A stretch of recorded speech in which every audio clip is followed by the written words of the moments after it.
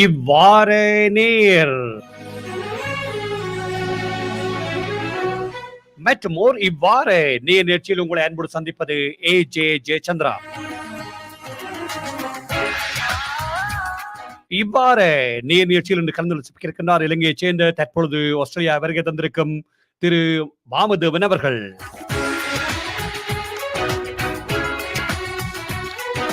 ஆம்னர்களே, திரு வாமதேவன் அவர்கள் நிலைய கழகத்துக்கு வருகை தராமல் இணையத்தின் ஊடாக இணைந்திருக்கின்றார். அவரை இப்பொழுது வான் நிலைகள் வைத்துக் கொள்ள இருக்கின்றேன்.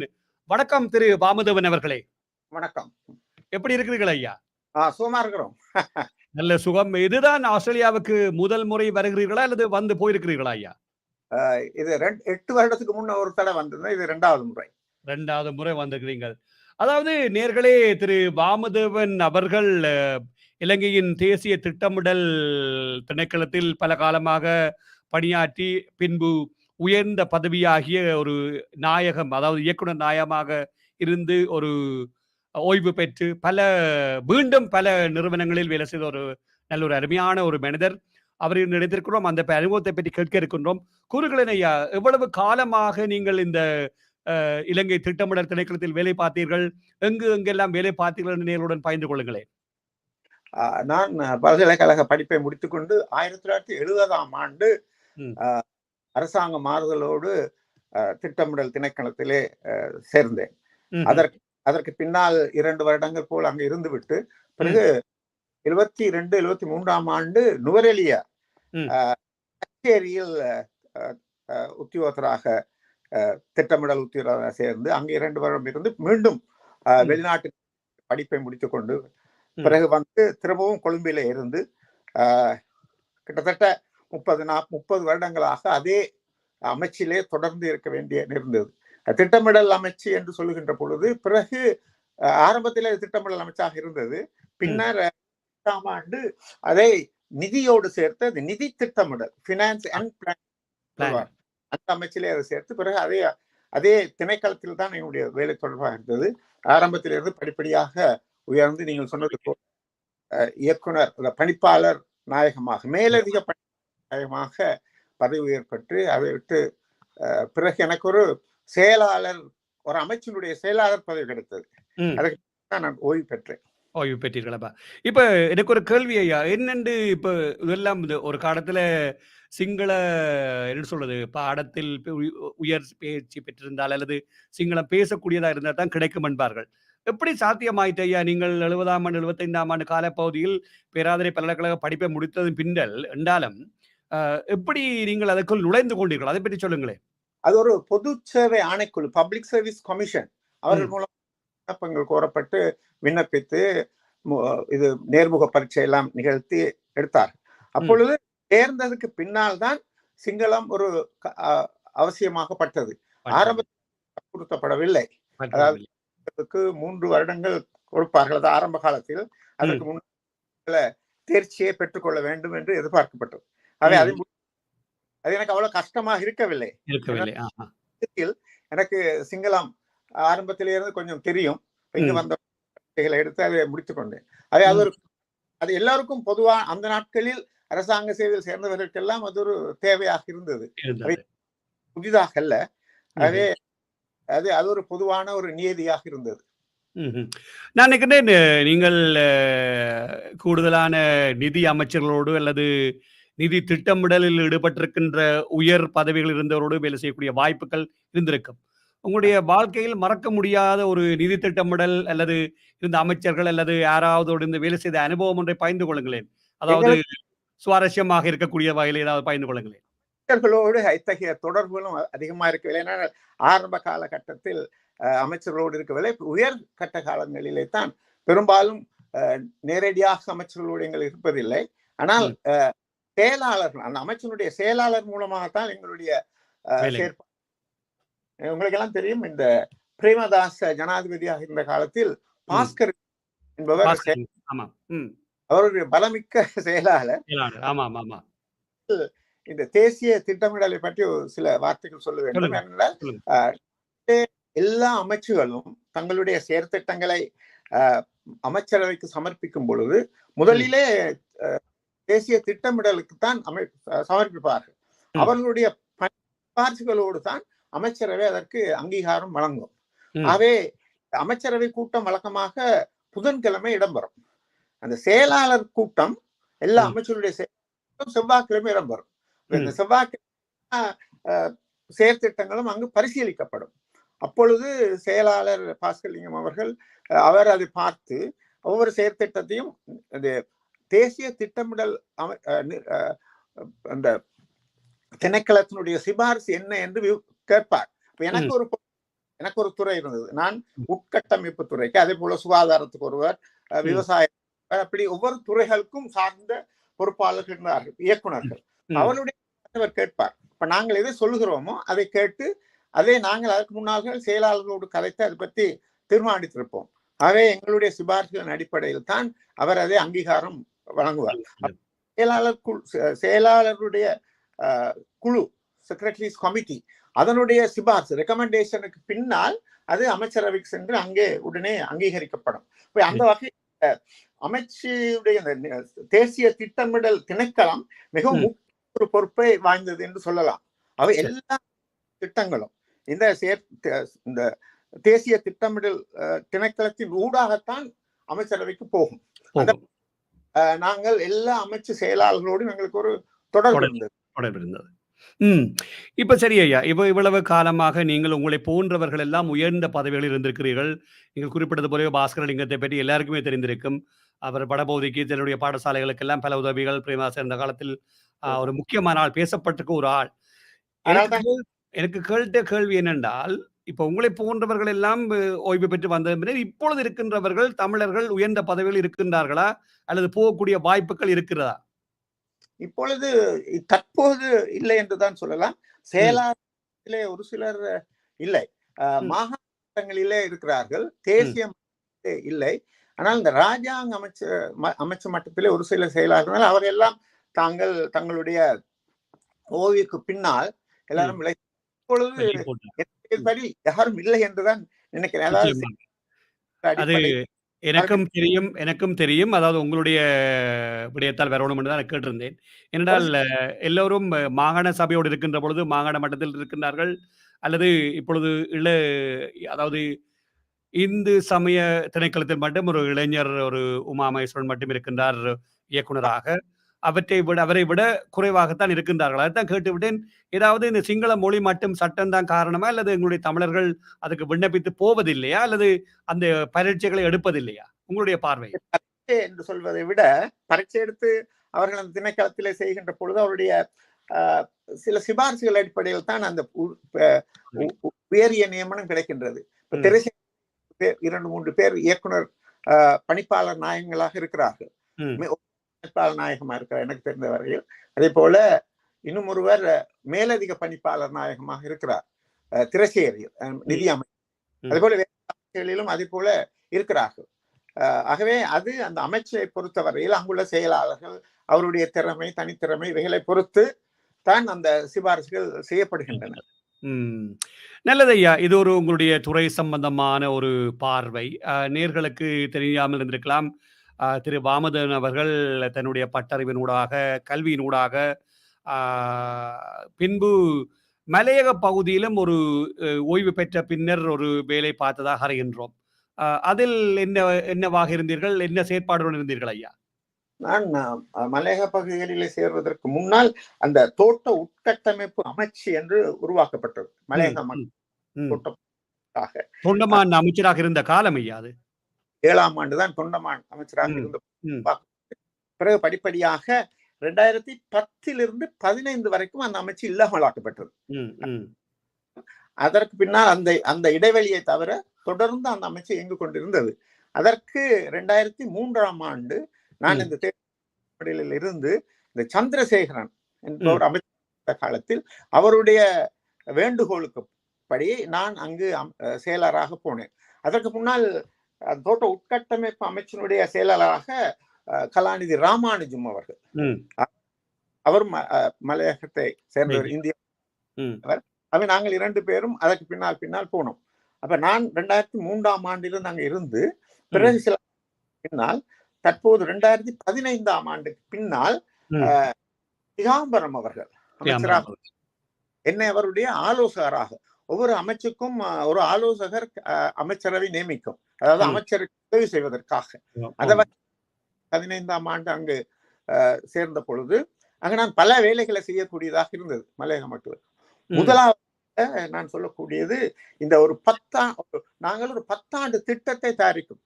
நான் 2006ஆம் ஆண்டு அங்கு அமைச்சர் இந்த செயலாளராக இருந்த பொழுது அப்பொழுது தோட்டப்புறங்களிலே வறுமை மிக உயர்ந்த நிலையிலே இருந்தது. உங்களுக்கு தெரியும் இந்த மில்லேனியம் டெவலப்மெண்ட் கோல், அந்த 10,000 அபிவிருத்தி இலக்குகள், அதில் ஒரு 8 இலக்குகள் இருந்தது, 8-7. அதில் முதலாவது இந்த வறுமை ஒழிப்பு தான். அப்பொழுது அவர்கள் அதுக்கு ஐக்கிய நாடுகள் சபை அதுக்கு மிக முக்கியத்துவம் கொடுத்தது. அதே போல தேசிய மட்டத்திலும் ஒப்பிட்டு பார்க்கிற பொழுது தோட்டப்புறத்து வறுமை மிக உயர்ந்த நிலையில் இருந்தது. அமைச்சுக்கு போய் இந்த நிதி அமைச்சுக்கு போய் அங்கு வரவு செலுத்துறதுக்காக பணம் கேட்பது உண்டு. அவர்கள் திட்டம் தயாரித்து எங்களுக்கு பணம் தான், அதாவது வரவு செலவு திட்ட பணத்தை பெற்றுக்கொள்வதற்கு. அப்படி போன போது தோட்டப்புற வறுமை அவங்க அந்த செயலாளருக்கு அங்க ஒரு பிரசன்டேஷன், ஒரு அறிக்கை ஒன்று சமர்ப்பித்தேன். அப்ப அதை கேட்டுக்கொண்டு அவர் சொன்னார், உடனே ஒரு national plan of action for the social development plantation community, இந்த பிளான்டேஷன் சமூகத்துக்கு ஒரு தேசிய நடவடிக்கை திட்டம் ஒன்றை தயாரிக்க வேண்டும் என்று கேட்டுக்கொண்டார். உடனே நாங்கள் ஒரு திட்டம் ஒன்று தயாரித்து 2006ஆம் ஆண்டு, அப்பொழுது நான் ஓய்வு பெற்று விட்டேன். இருந்தாலும் இந்த ஐக்கிய நாடுகள் சபையினுடைய ஆதரவோடு இருந்ததுனால் அந்த ஆலோசகர் குழுவுக்கு என்னை தலைவராக போட்டார்கள். போட்டு நான் அதை செய்து முடித்து, ஆனால் அது பின்னால் அது ஏதோ பல காரணங்களால் அது செயற்படுத்த முடியாமல் போயிட்டது. திட்டங்கள் போடுவார்கள், பிறகு அது வழக்கமாக ஏதோ பல சில காரணத்தினால் அதை நடைமுறைப்படுத்த போய்விட்டது.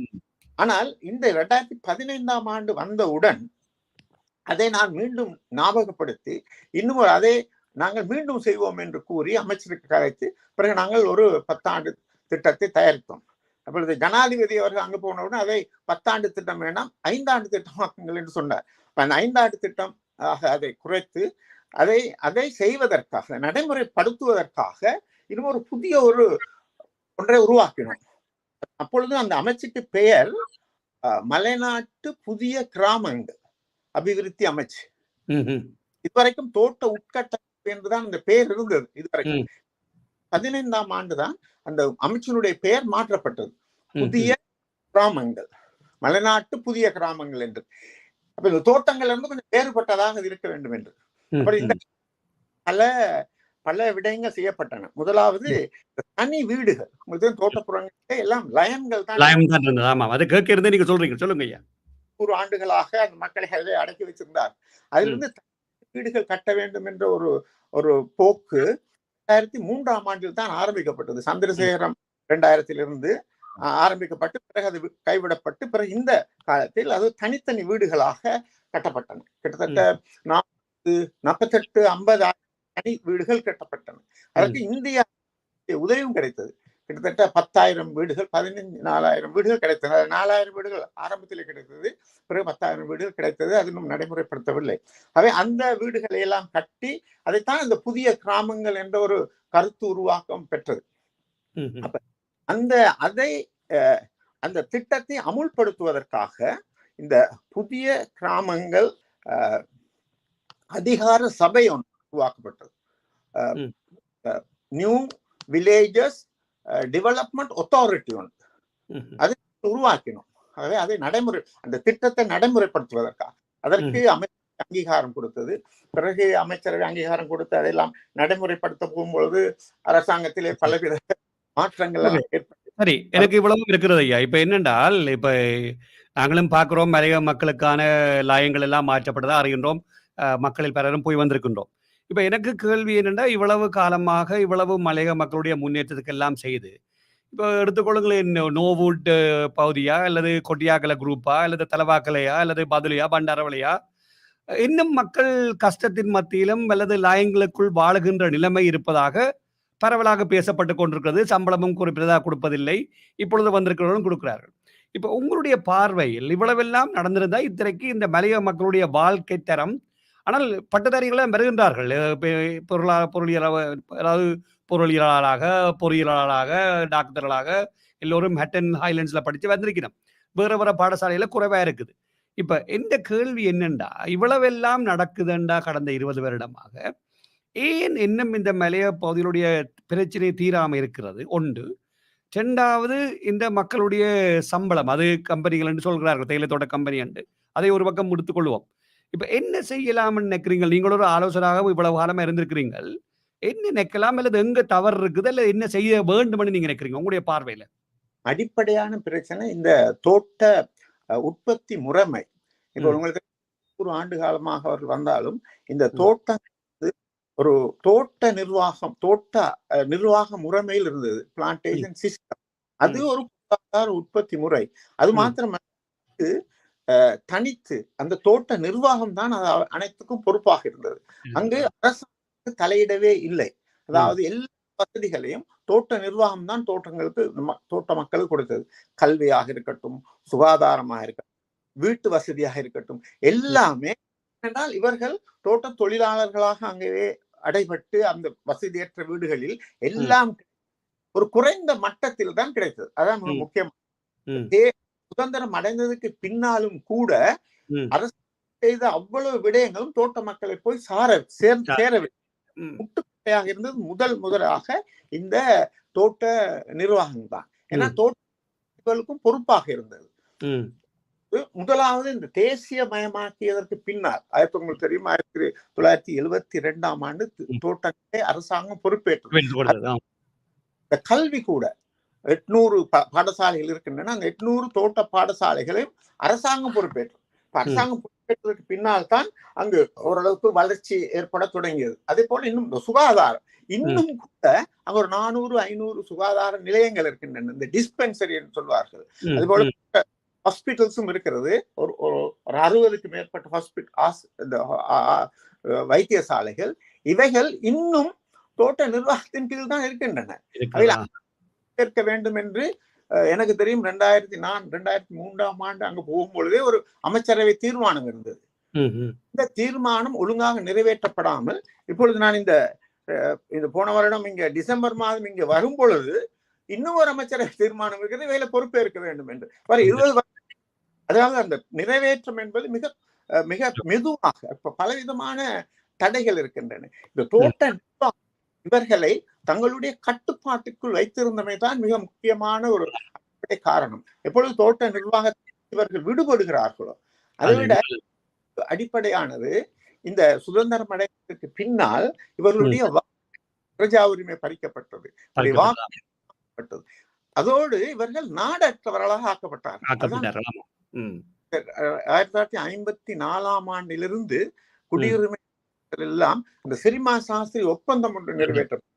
அது அந்த பிரச்சனைகள் தீர்க்கப்பட்டாலும் கூட 2003ஆம் ஆண்டு தான் இந்த பிரஜா உரிமை என்பது முற்று முழுதாக சட்ட ரீதியாக தீர்க்கப்பட்டது. அதுவரை இவர்கள் நாடற்றவர்களாகவே கருதப்பட்டார்கள். அவர்கள் போக முடியாது. ஐடென்டி கார்டு என்று சொல்லுவார்கள், தேசிய எல்லோருக்கும் இந்த தேசிய அடையாள அட்டையில் எக்ஸ் என்று இருக்கும். யாராவது கொண்டு போனா இவர் நாடற்றவர் ஒதுக்கி விட்டுவார்கள். அரசாங்கம் படித்தவர்கள் ஒரு சிலர் வந்தாலும் கூட அவருக்கு அரசாங்க உத்தியோகம் என்பது ஒரு எட்டாக இருந்தது.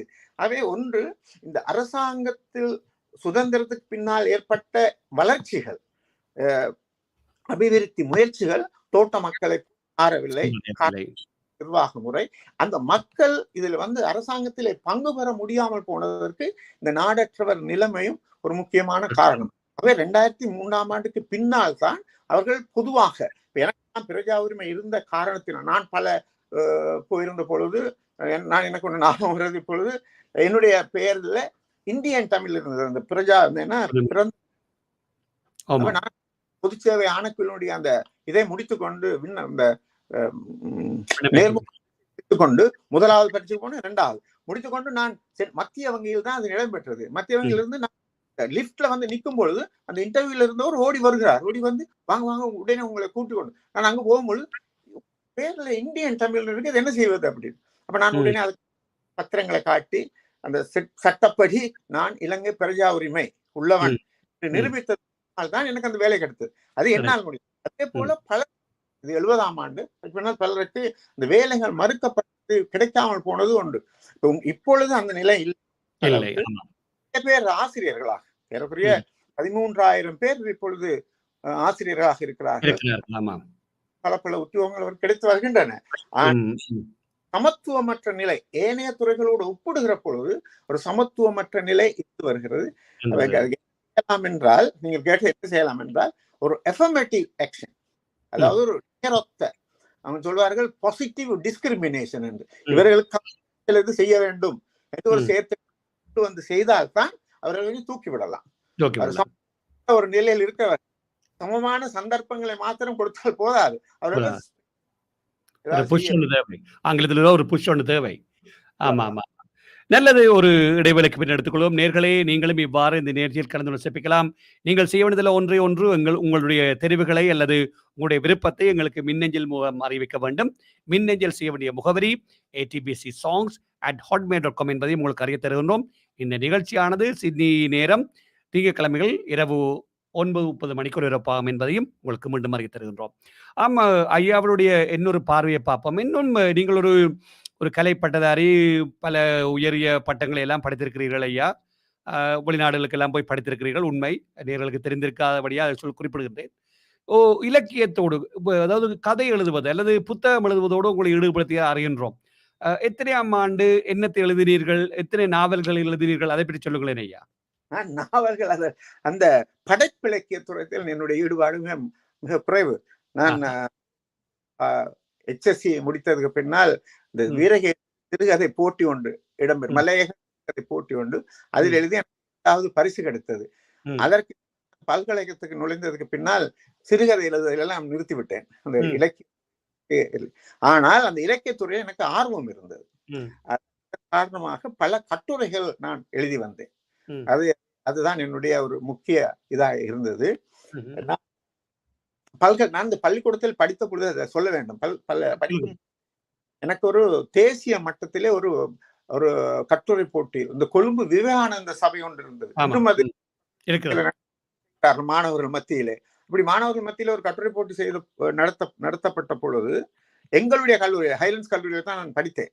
அந்த முதலாவது பரிசு கிடைத்தது. அது அந்த நாட்கள் 62ஆம் ஆண்டு எல்லா தேசிய மட்டத்திலே ஒரு முதல் பரிசு கிடைப்பது என்று அந்த பள்ளிக்கூடத்தில் சொல்லப்பட்ட பொழுதுதான் எனக்கும் தெரிந்தது. நான் முதலாவதாக அந்த பரிசு கிடைத்தது. அந்த கட்டுரை பழக்கம் எனக்கு தொடர்ந்து இருந்து வந்த காரணத்தினால் நான் பல்கலைக்கழகத்திலே படிக்கும் பொழுதும் அதற்கு பின்னாலும் இந்த சமூக ரீதியான பல கட்டுரைகளை தொடர்ந்து எழுதி வந்தேன்.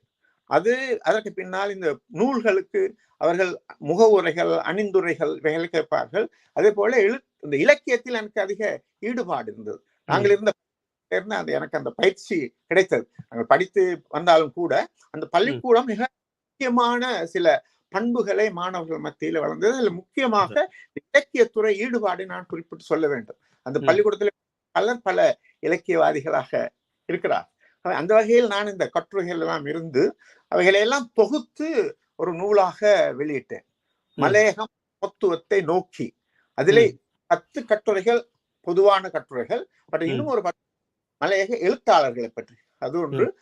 நான் என்னுடைய கலாநிதி பட்டம் படிப்பதற்காக நான் கொழும்பு பல்கலைக்கழகத்திலே பதிவு செய்து எல்லாம் ஆராய்ச்சிகள் செய்து கொண்டிருக்கும் பொழுது இந்த 83ஆம் கலவரம் வந்தது. இந்த கலவரத்தின் புத்தகங்கள் அவைகளின் வீடுகள் எல்லாம் எரிக்கப்பட்டு நான் இந்தியா செல்ல வேண்டிய ஒரு நிலை ஏற்பட்டது. அப்பொழுது எனக்கு ஒரு விண்ணப்பம் கிடைத்து நோர்வேக்கு செல்வதற்கு. இந்த ஒஸ்லோ பல்கலைக்கழகத்திலே ஒரு கருத்தரங்கு இருந்து அந்த கருத்தரங்கு போன போது இந்த நொராய்ட் நிறுவனம் எனக்கு உதவி செய்ய வந்தது. அந்த நீங்கள் மேற்கொண்டு செய்யலாம் என்று. அவை நான் இந்தியா தமிழகத்திலே இந்த சிரிமா சாஸ்திரி ஒப்பந்தத்தின் கீழ் 5 லட்சம் இருக்கிறார்கள், சென்று அங்க வாழ்கிறார்கள்.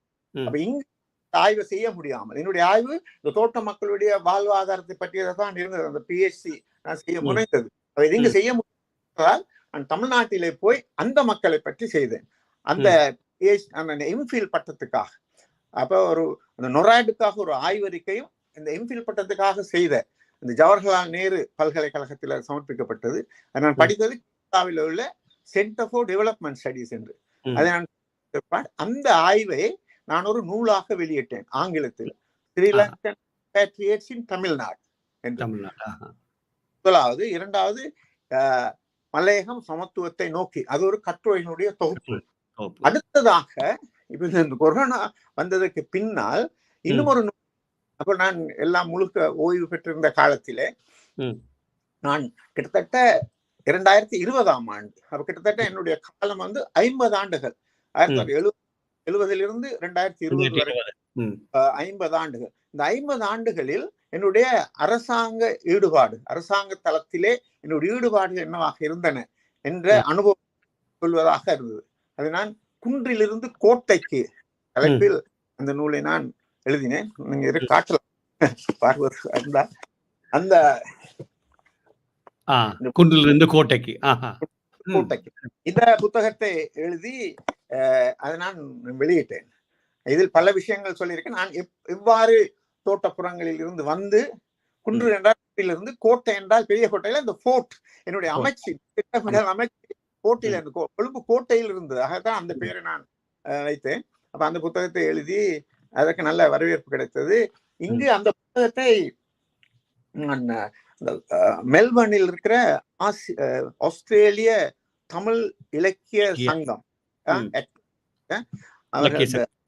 இலக்கிய சங்கம் அவர்கள் உள்ள எழுத்தாளர்களை ஊக்குவிப்பதற்காக ஒரு திட்டம் ஒன்று வைத்திருக்கிறார்கள். அவள் இந்த புத்தகத்தை எழுதும் பொழுது என்னுடைய மகன் இங்க இருந்த காரணத்தினால் நான் இந்த புத்தகம் அவரிடம் இருந்த 2 காப்பியை அவருக்கு அனுப்பும்படி சொன்னேன்.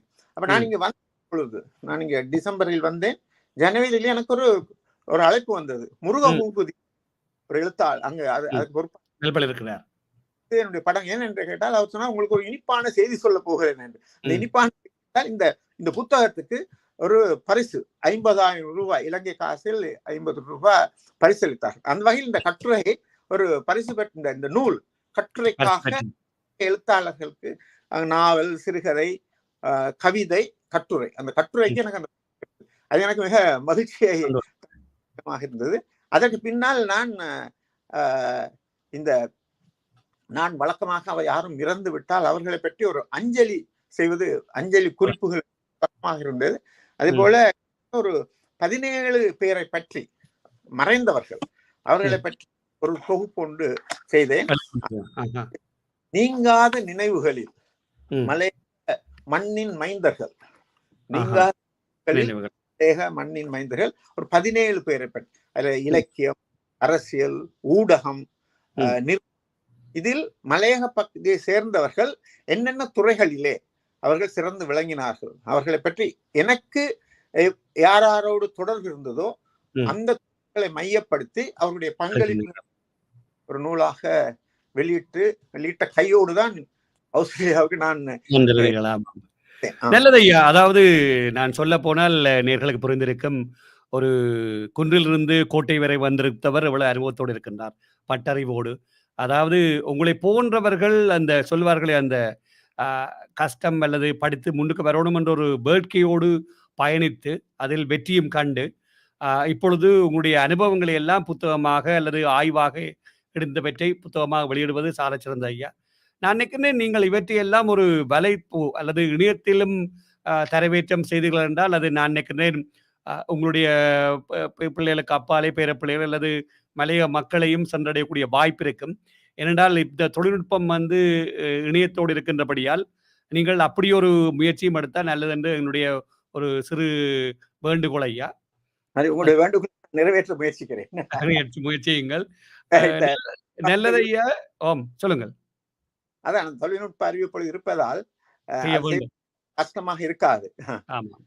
இப்ப நிறைவாக இந்த நிகழ்ச்சியை கேட்டுக்கொண்டிருக்கிறவர்கள் தல்லது மலைய மக்கள் குறிப்பாக இந்த நிகழ்ச்சியானது ஆஸ்திரேலிய தமிழ் உழைப்பு கொடுத்தவனுடைய ஃபேஸ்புக் வழியாக, முகநூல் வழியாகவும், யூடியூப் வழியாகவும், அதே வேளையில் இந்த வானொலியை வைத்திருக்கிறவர்களூடாகவும் சென்று கொண்டிருக்கின்றது.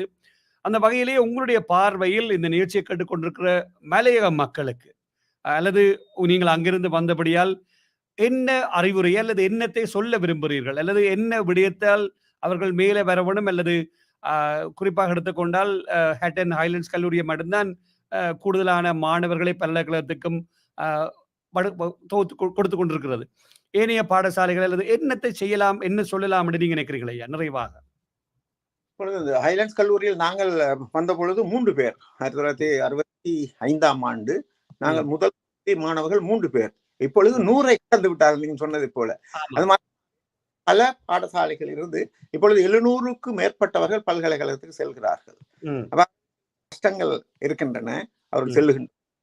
அப்ப இங்கே கூட ஆஸ்திரேலியாவிலே கூட ஹைலேண்ட்ஸ் மாணவர்கள் 25 பேர் இருக்கிறார்கள்.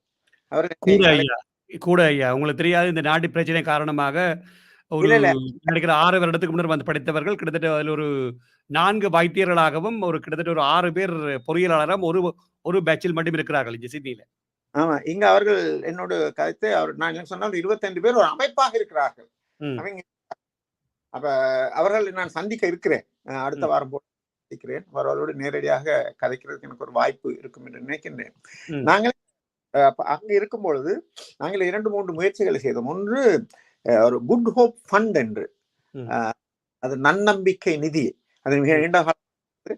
அதில் இந்த பல்கலைக்கழகம் சென்று நிதி வசதி இல்லாதவர்கள் என்று அடையாளம் நாங்கள் இந்த கல்லூரிகளுக்கு எழுதி கல்லூரி அதிபர்கள் மூலமாக அவருடைய சிபாரிசுகளை பெற்று கிட்டத்தட்ட 40 பேர்களுக்கு ஒரு முதல் தடவையாக பல்கலைக்கழகத்துக்கு தெரிவு செஞ்சவுடன் அவர்களுடைய அங்கு போக வேண்டும். போகும்பொழுது அவருக்கு செலவுகள் இருக்கும்.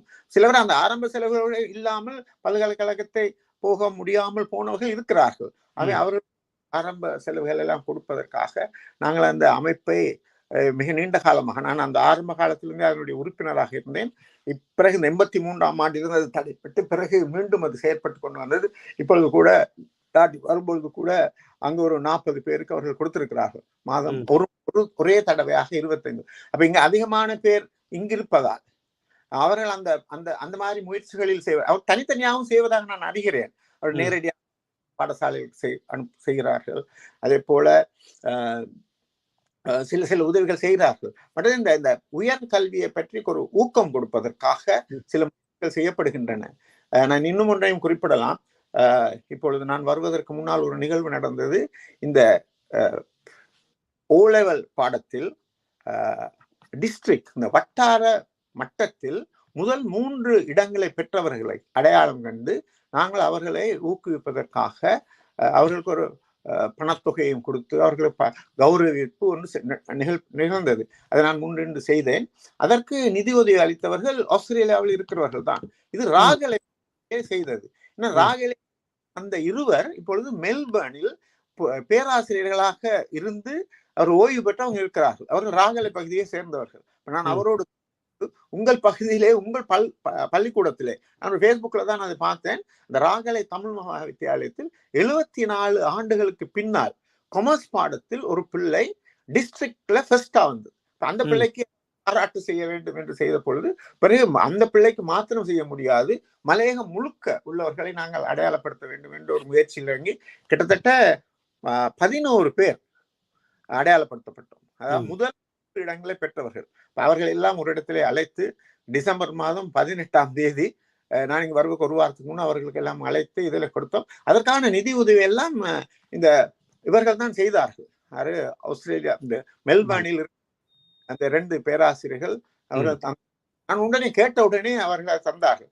அப்படிப்பட்ட நாங்கள் செய்வதன் மூலம் அவர்கள் ஒரு ஒரு ஊக்கம் அளிப்பு தான். அதாவது இப்படிப்பட்டவர்களுக்கு அவர் வந்து எல்லாரையும் கலந்து ஒவ்வொரு பள்ளிக்கூடத்திலிருந்து வந்து தங்களுடைய பரிசுகளை பெற்று அவர்களை பற்றி உயர்ந்து சென்றார். அப்படிப்பட்ட முயற்சி உதவிகள் செய்யலாம். இப்படி பல செய்யலாம். கல்வியை பொறுத்தவரை என்னால அந்த பகுதியிலிருந்து இந்த கல்வி மட்டம் தான் மிக குறைவாக இருந்து வருகிறது. அந்த ஒப்பீட்டு அளவிலே அவர்களுடைய எண்ணிக்கையான பல்கலைக்கழக நுழைவு 40-50,000 இருக்கிறது. 50,000 இவர்கள் கிட்டத்தட்ட ஒரு 400-500 பேர் பல்கலைக்கழகத்துக்கு செல்லக்கூடிய ஒரு நிலைமை இருக்கும். ஆனால் இப்போது மிக குறைவான 700 பேர் போகிறார்கள். ஆனா 2,000 பேர் போகலாம் என்று சில மதிப்பீடுகள் செய்கிறார்கள். அவை இன்னும் அதிகம் அனுப்புவதற்கான வாய்ப்பு இருக்கிறது. ஊக்குவிப்புகளை இங்குள்ள வசதி இருப்பதால் அவர்கள் அதை செய்யலாம். அதற்கான வாய்ப்புகள் அங்கு இருக்கின்றன. அந்த தொடர்புகள் இருந்தால் அது மிக மகிழ்ச்சி தரக்கூடியதாக இருக்கும். நிச்சயமாக ஐயா. நல்லது ஐயா. இவ்வளவு நேரமும் குறிப்பாக உங்களுடைய வேலை பழக்களுக்கு மத்தியிலும் இந்த நிகழ்ச்சியில் கலந்து கொண்டு சிறப்பாக உங்களுடைய நான் சொல்லப்போனால் உங்களுடைய பாசையிலேயே குன்றிலிருந்து கோட்டை வரை சென்று அதை அனுபவித்து ஒரு தமிழனாக பல இடங்களில் உயரிய பதவிகளையும் வகுத்து பின்னர் கலையோடும் உங்களை ஈடுபடுத்தி இன்றும் பல நூல்களை எல்லாவற்றையும் தொகுத்து கொண்டிருப்பது மட்டுமல்லாமல் நீங்கள் வந்த பாதைக்கு ஒரு அர்ப்பணிப்போடு பல முயற்சிகளை செய்து கொண்டமைக்காகவும் இந்த நிகழ்ச்சியில் கலந்து கொண்டமைக்காக இந்த வானொலி சார்பாகவும் இந்த நிகழ்ச்சியுடைய தயாரிப்பாளர் வகையில் என்னுடைய நன்றிகளையும் வாழ்த்துக்களையும் தெரிவிப்போடு மட்டுமல்லாமல் உங்களுடைய சமூக பணி மேலும் வளர வேண்டும் என்று இந்த வானொலி சார்பாக உங்களை வாழ்த்துகின்றோம் ஐயா.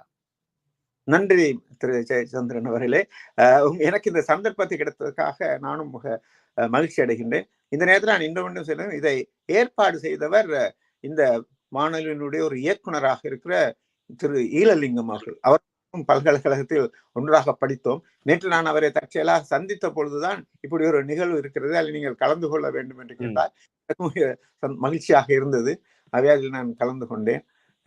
ஆகவே அவருக்கும் இந்த நேரத்திலே சந்தர்ப்பம் அளித்து எனக்கு இந்த சந்தர்ப்பத்தை தந்தமைக்காக இந்த நிகழ்ச்சி தயாரிப்பாளர்கள் உட்பட அனைவருக்கும் எனது மனமார்ந்த நன்றி தெரிவித்துக் கொள்கிறேன். நன்றி, வணக்கம்.